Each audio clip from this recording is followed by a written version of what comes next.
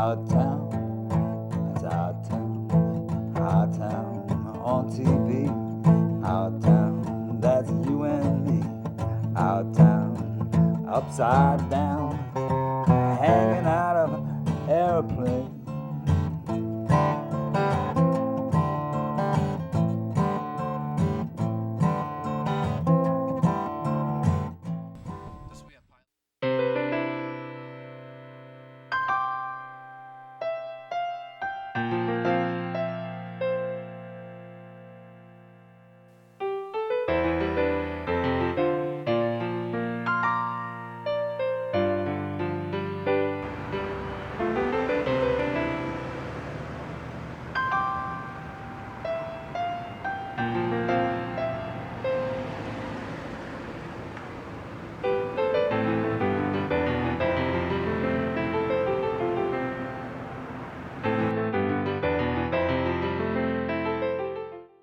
I'm Stefanie McCowan, the Executive Director of the Amesbury Chamber of Commerce and Industrial Foundation, and welcome to our town.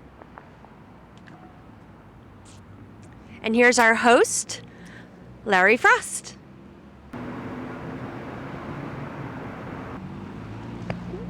Sorry I'm late, Steph. That's I got hung up. How are you doing? You good? Thank you for coming up on such a cold day. And this is this year's Christmas tree. It is. Our Christmas tree this year was donated by Joan Baptiste. She works over at Town Hall. Her family's been in the area forever. They used to own Turbanian bus lines. And this is a tree that her parents planted very many years ago. And she decided fully grown. She's got a couple more that she's considering donating for upcoming years. Oh, wow. And so that's it. So, I mean, it's very sentimental for her, for everybody in Amesbury. It's probably the most beautiful tree that I've ever seen here. I've heard that from a lot of people that this is the most beautiful tree, they're saying. And we have a nice, great sign here. Of course. Oh, here, I'll take this. No, we just want to say our Amesbury Indians football team. Yay! This is the first time they've ever been to the Super Bowl, and they won when they were there, so that was fantastic. And of course, the Provident Bank made the sign up, and we've had this out for about a week now, and we'll keep it up as long as it stays in good condition for everybody to see. And a small little note, a win over Newburyport to get to the preseason and get to postseason, I mean. Yes. Always going to beat Newburyport. So we had a meeting, was it last week, on what could happen in Amesbury and stuff with a small group of people with brainstorming? We did. It was the creative economy, and it's something that's put on by the North Shore Salem Partnership Enterprise Center at Salem State College. And we had a meeting of about 40 people, and it was mostly local artists, local designers, people that have more of a, obviously, creative skills. So it's something that just... Well, it was way more than we expected. We expected like maybe about 10 to 15 people, and we ended up with over 40 people. Yeah, it was fantastic. And especially if anybody remembers, that was the night right of the, I think it was right before the ice storm. So it was the first sheet of ice before the ice storm. So it was pretty bad. But people still came out. The ladies that were hosting the event came up from Salem. We did it at the Cultural Center over on High Street. And it was just fantastic. It was a great turnout by all. And so... We're just going to keep on going through that. We'll just pretend that didn't happen. Then you guys can see that in real life. But it was a great turnout, and it's a really good opportunity for people that work out of businesses, out of their homes, or smaller businesses where they don't have a huge base income, where they can be part of something where they can pay, $100 a month or less than that, or I'm sorry, $100 a year, less than that, to help market them. It's a nice positive start for the future of Amesbury also. It absolutely is, and that's something that everybody has always agreed on, but not really always helped market, which is the artists in Amesbury and the creative side of Amesbury. So hopefully this is going to really start putting us in that direction. And to go along with the creative side, I mean, over here we have some nice pictures of the greenery. Oh, for our greenery designs. Yeah. Oh, yeah. Terrence Gleason, we absolutely love. He does a lot for the town. His store is always absolutely beautiful. He did the watering trough this year. Yeah. He actually does it. He's been doing it lately for a year. So this year he decorated some candy canes and did kissing balls and greenery. Oh, that's awesome. It looks beautiful. And earlier in the fall, he had scraped off the word Amesbury and put some new fresh paint on it to really bring it out of there. It does bring it out. Oh yeah, it looks clean. Yes. And now we're just looking for some volunteers that can hopefully maybe in the springtime get out there with some ladders and clean up those white signs and put some fresh black paint on it and brush up the copper. Year, right? Well, I hope so. I don't know. We're always looking for volunteers for something, and not always easy to come by. Who won the contest for the best window this year? It was really close. There were a lot of people. We had about 30 entries, and it's not just downtown. We do it all over.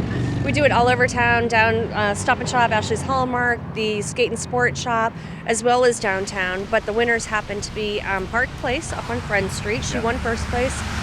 Second place was Ovidia Artisan Chocolates, which also does coffee, and Maggie Sunday by Town Hall.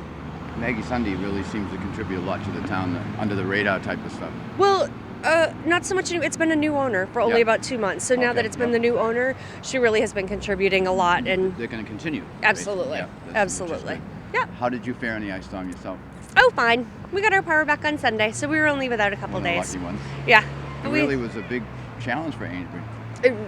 It really was, and I feel very bad for the DPW, for the police department, for the fire department, because they had to be answering all of these questions about when am I getting my power back, when am I getting my cable back. How bad, but they don't know. I mean, it's not that they don't know, but they don't have any control over it. No. So it's real time happening, so they can only deal with it when it comes up. Yeah. Right, and all they can do is report outages. As it happens, and just, right? The DPW is good you brought that up, though. Look at her face. It's okay. And that's staying in here, too. Oh, do you need to get through? We'll let you go, but. Pretty soon the whole elementary school is going to be walking through. Oh, fun. Okay. Yeah. And this is our town. This is really what happens all the time, so this is good.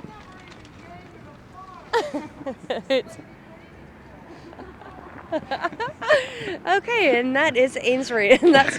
But you know, that's a fantastic thing about Amesbury. This is what the town is all about, though, right? Mm-hmm. We're just all friendly people, and we just keep. And we could do only our be own lucky thing. to always have so many people walking around and out and about and checking everything out and driving through. Well, I really do want to thank the DPW all year, but this time to clean up the mess from the ice storm, the police, the fire department.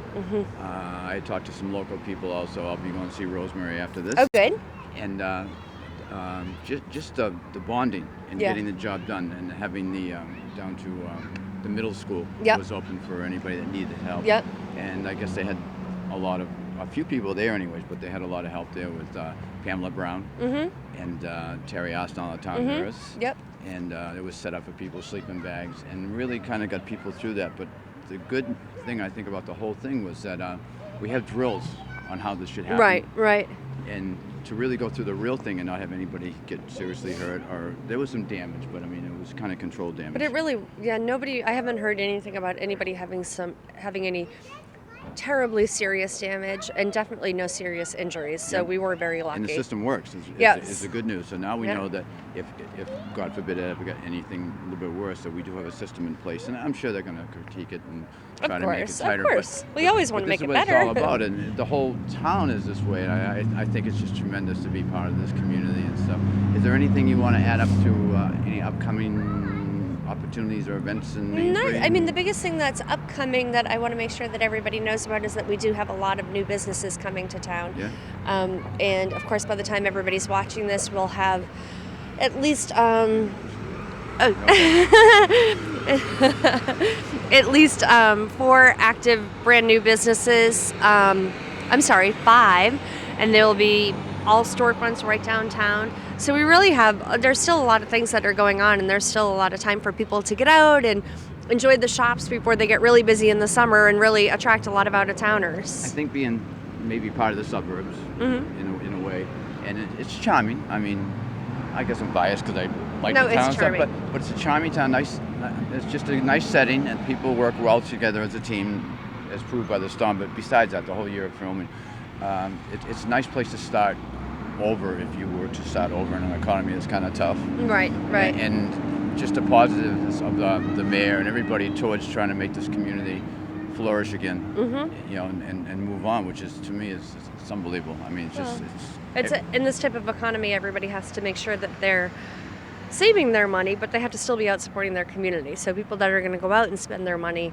you can't go somewhere else and spend it. Right. Like you have to spend it here in your town, or else it's going to fail. And it's like you had said earlier in another interview, the more you put into something, the better it's going to be too. So Exactly. if you have a community that's got a good heart, which Amesbury does. Yes. And willingness to make the neighbors survive also. I mean, there's some competitiveness, but mostly it's just like, hey, let's do it as a team. Let's get together and get this thing done and make it better. Because I think you mentioned a long time ago, the first interview I had with you was when you went to school in this town. And at the time, it was kind of like undecided what direction we wanted to go. And there was a lot of new ideas I coming, was but hadn't been embarrassed. implemented. Yes, I hated saying I lived in Amesbury. But now look at you. I know. It doesn't get any more Miss opposite.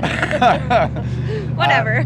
Anybody want to say nice holidays to or anything like that? Just everybody in Amesbury, all the businesses, all the residents, all the people that can get out and support the community, all the people that can't get out but want to support the community. I mean, everybody, whatever's in your heart is the right feeling, and this is the time to have that feeling during the holidays. So happy holidays, Merry Christmas, Happy Hanukkah, Kwanzaa, all that. and New Year. I'm just going to give you a little husband. Merry Happy Christmas holiday to you you and your family. Thank you. You too.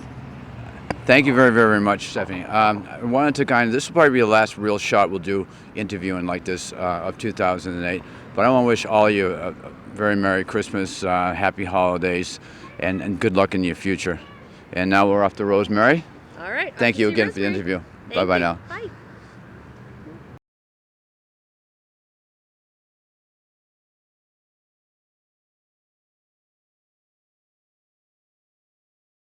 Welcome. We're here today with Executive Director Rosemary Werner. Hi, Larry. Nice to see you again. Nice to see you again. We had quite a busy weekend this weekend. Oh, boy, didn't we ever. It was amazing, the damage that was done. And I feel just as amazing was the response. It was incredible to see how things worked and worked so well. All the organizations working together. Yes, and it was just marvelous to see that. I think what we got was a little glimpse into how devastating things could be. I thought the plus side was that people just absolutely pulled together and did what had to be done, and I think it worked wonderfully well.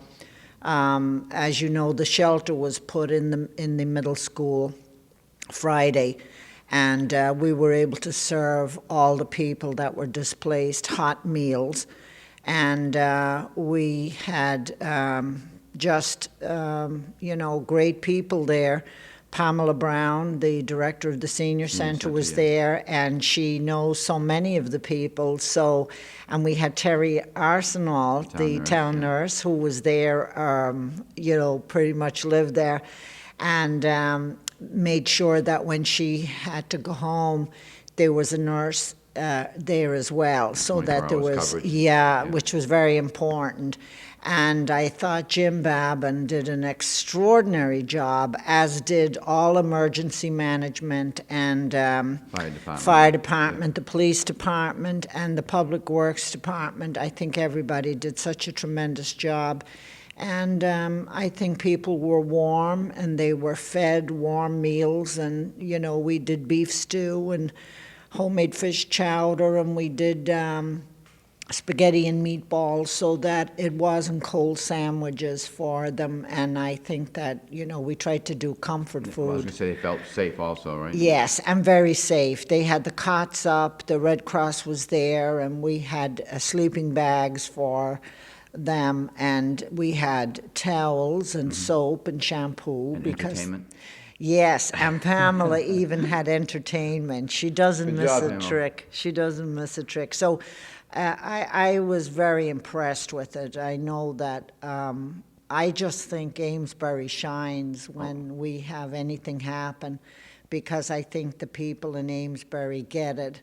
Yes. I know they always say it takes a village, and it truly does. And I think that regardless of the hard times, I think we're always there for each other in need. We cranked it up a whole notch. Yes, Yep. And then, in fact, while I was up at the middle school cooking, our freezers went here, and we lost quite a bit of meat from one freezer that we had to dispose of, which is kind of heartbreaking at the cost of meat. And that brings us up to today, right, the freezers? And that brings us up to today, and tomorrow we plan on giving out turkeys and hams and all the food, so we're doing a little bit of scrambling.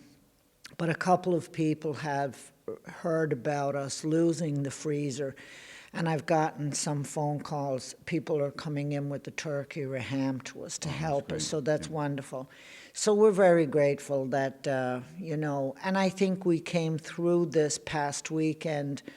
Really, I know there's a lot of people were discomfort and cold and that, and I know a lot of people worried about their pets, but that was one thing that was even taken care of by the animal control officer. And she was right there on top of that. And Mayor Keyser got the word out to the town, yes, too. And that came to people, and I thought that showed that,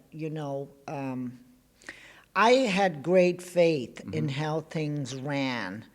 And I had a lot of, I was very reassured knowing that things were perking along. I really did. I had A different word.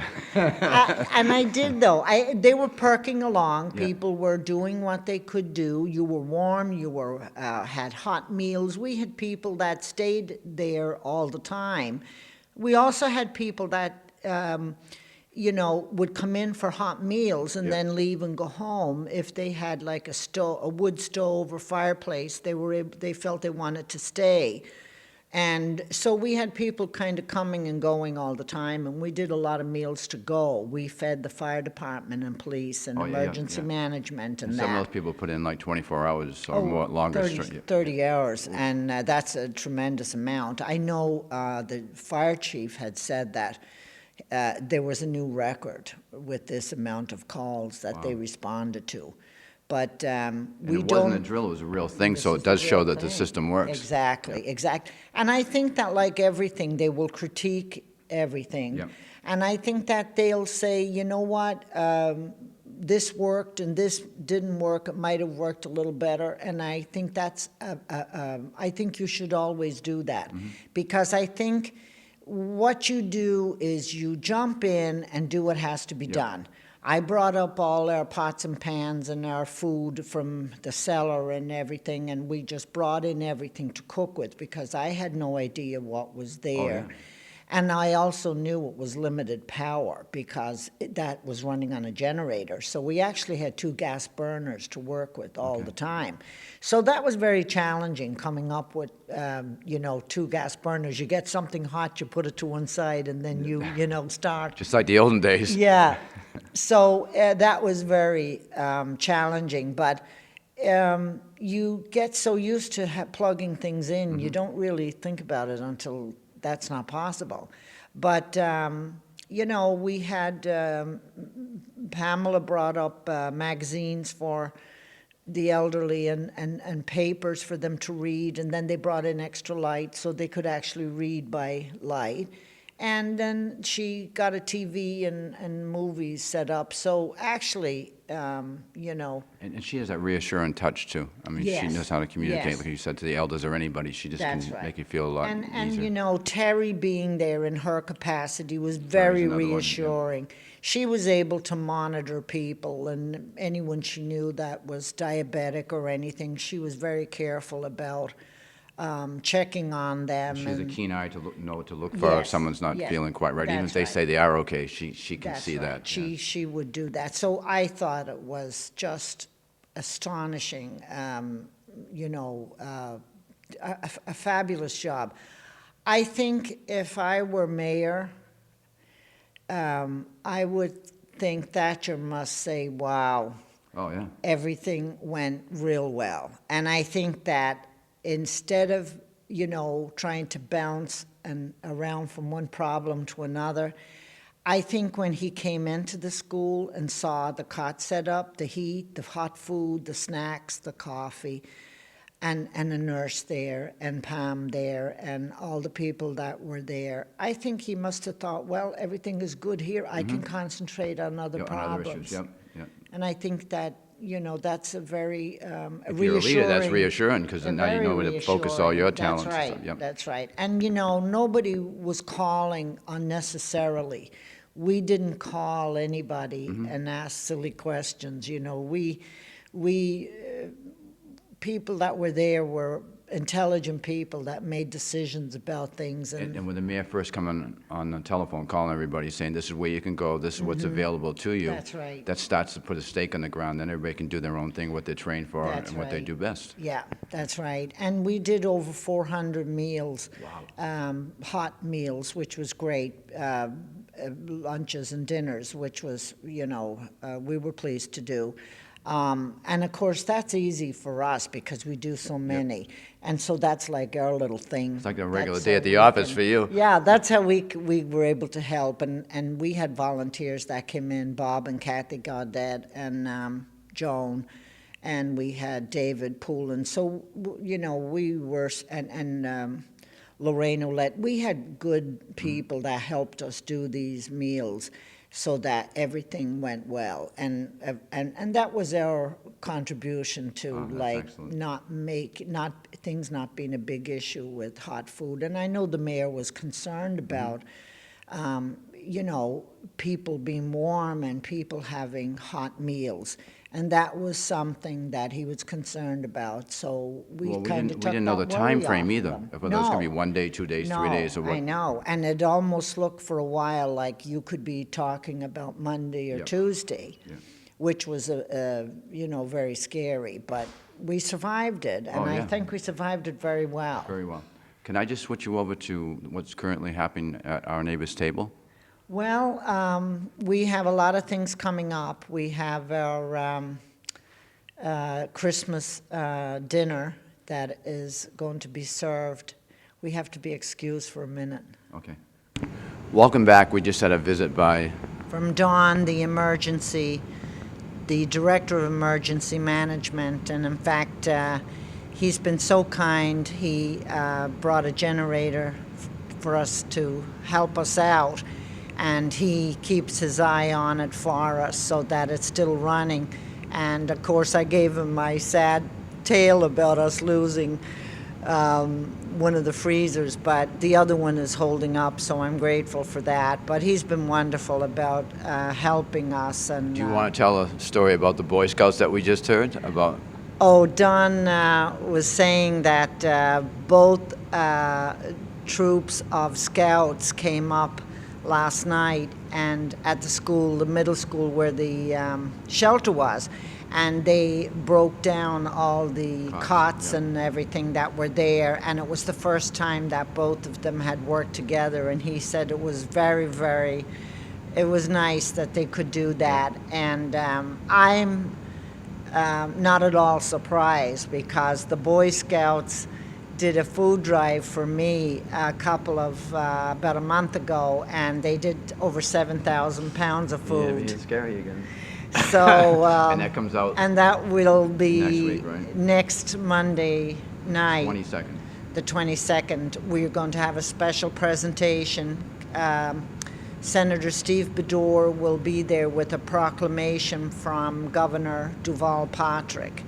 And Representative Michael Costello will be there with a citation from the House of Representatives.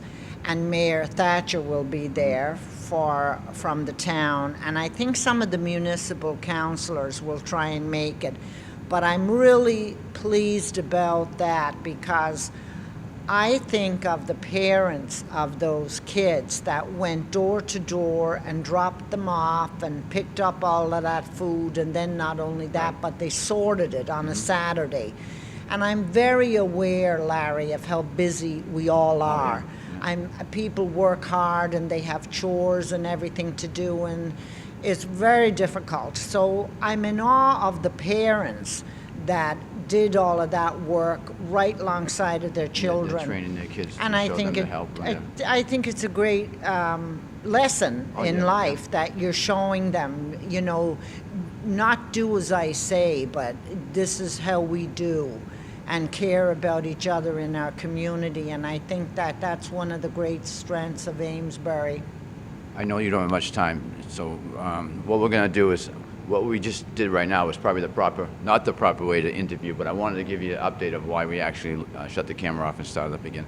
So we were back to giving an update of our neighbor's table as you saw it today, right? As far as the needs and stuff. Yes, we've had a tremendous a tremendous increase in calls, and people have asking us for items, and some of the items we simply cannot give them, which is sad, but we do give them phone numbers to try and put them in the right direction, at least for that. Did you say something like 4,000 meals or something the other day it's up to? Well, we handle over 4,000 pieces of food every month with our USDA program, and that's increasing. Okay. And the other thing that is increasing is, I'm delighted to say this, is our Sunday night soups.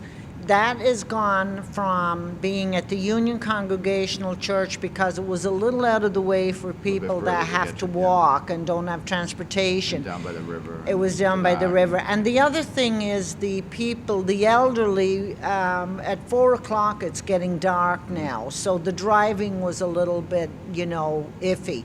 So very graciously, the Towers offered us to have it there, which means that the people from the Towers can just come down in the elevator and have the dinner. So it's from 4 to 6 the last Sunday of every month. And that'll be going right through the winter. And that will be going all the way through the winter. And it's a wonderful meal. It's homemade fish chowder and another type of soup, and rolls and homemade desserts and tea and coffee, and they invite everybody from Amesbury. And give them with a little bit of love too, right? And I think it's great, the companionship and socialization.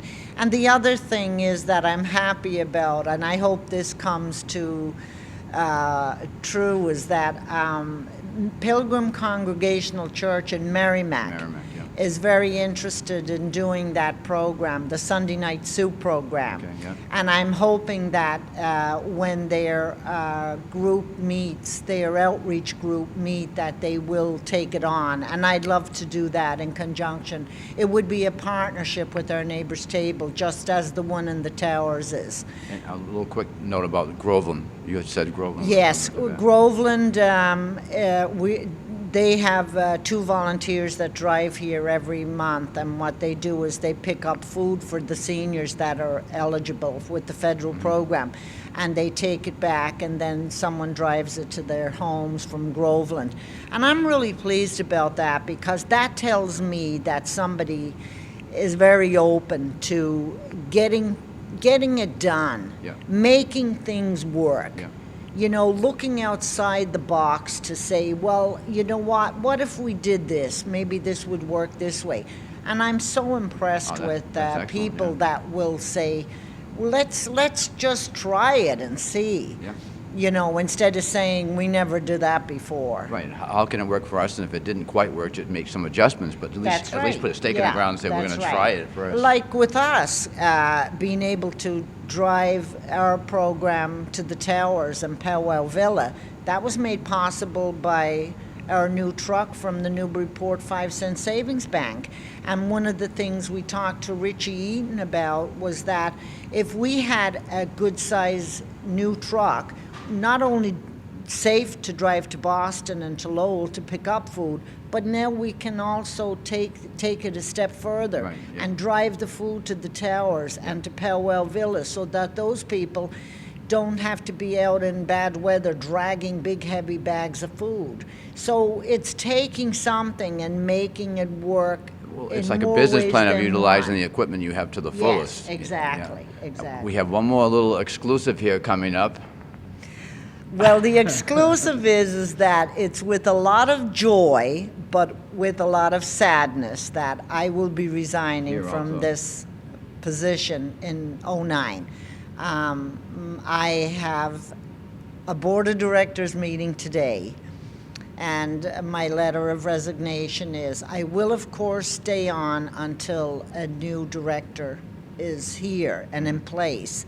I would also like to stay on, and I would be on the board as a board member, and I would probably take a little different direction. I might take over a couple of the fundraisers, but I absolutely don't want to be in the shadow of the new director, because I want he or she to make their own way.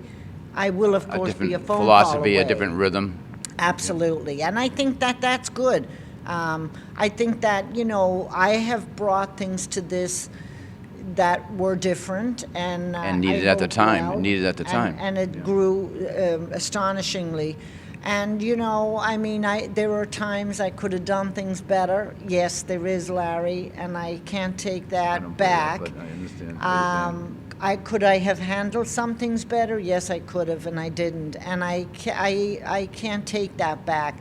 But you gave it your heart and you swung at the ball each time. Yes, and did I get up every morning and do the very best I could do? Yes, I did. I went to bed every night knowing I did my very best. And that's all I can do. And so I hope that it's been enough. It has. I hope it's been enough. God bless you. God bless you. And anybody else you want to thank or anything for the holidays? Well, especially? we want to tell Les we miss him and hurry back. He's been ill, and but thank you to all our wonderful volunteers. And I know you know Les, and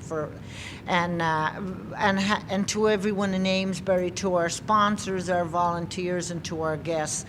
We wish you a very best, warm, healthy Christmas, and may God bless everybody. And you also. And thank you for coming on and saying all that good stuff. Thank you. We are going to miss you. I'll see you around. You ready to leave? I am. All right, we're out of here. But before that, work hard, stay healthy. Please take time to care for somebody. And one more time. Merry Christmas. Us also. Bye-bye. Okay. Just like Michelangelo into the blue on heavenly wings. Cargo ham bones don't take off, no smoke, no mirror, no strings. I can't take off these dark shades. I can only say how it's too beautiful. Our town on TV, our town, there's you and me. Upside down, hanging out of an airplane.